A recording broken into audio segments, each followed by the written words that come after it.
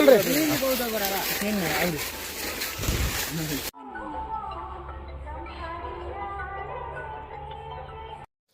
ମୋହନା ଶିଶୁ ମନ୍ଦିର ନିକଟରୁ ଉଦ୍ଧାର ହେଲା ଆହତ ହରିଣ।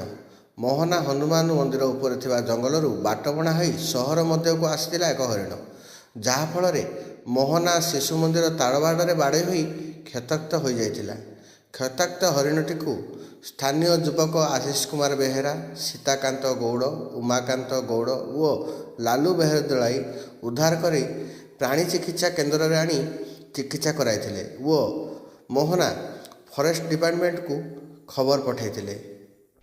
ଖବର ପାଇ ମୋହନା ଫରେଷ୍ଟ ଡିପାର୍ଟମେଣ୍ଟ ପ୍ରାଣୀ ଚିକିତ୍ସା କେନ୍ଦ୍ରରେ ପହଞ୍ଚି ନିଜ ପର୍ଯ୍ୟବେକ୍ଷଣରେ ହରିଣଟିକୁ ରଖିଛନ୍ତି। ସୂଚନା ପ୍ରକାରେ ହରିଣଟିର ବୟସ ପ୍ରାୟ 1.5 ବର୍ଷ ହେବ। ମୋହନା VPRFରେ ପାଖାପାଖି ଆମର ଯେଉଁ ଜଙ୍ଗଲ ସୃଷ୍ଟିର ଗୋଟେ ଅଭିଯାନ ଚାଲିଛି ମୋହନା VSSର ଆନୁକୂଲ୍ୟରେ, ବର୍ତ୍ତମାନ ସେଠି ପାଖାପାଖି 10ଟା ଖଣ୍ଡେ ହରିଣ ଆମେ ପ୍ରାୟ ପ୍ରତିଦିନ ଏପଟ ସେପଟ ରାସ୍ତା ବରାଳଖଣ୍ଡି ରାସ୍ତା ଏପଟେ ଡେଇବା ଦେଖୁଛୁ।